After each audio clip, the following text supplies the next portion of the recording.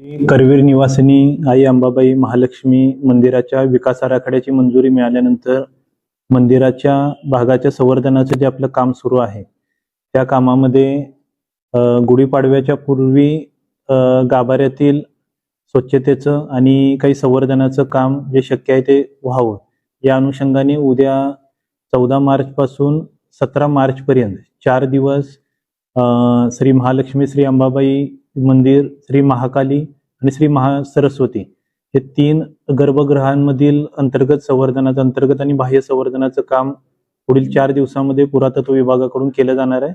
या 4 दिवसांमध्ये उत्सव मूर्तीचं दर्शन आहे ते पितळी उंबऱ्यापासून भाविकांना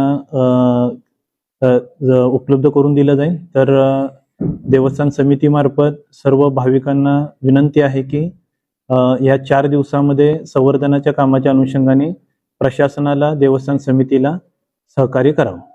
धन्यवाद।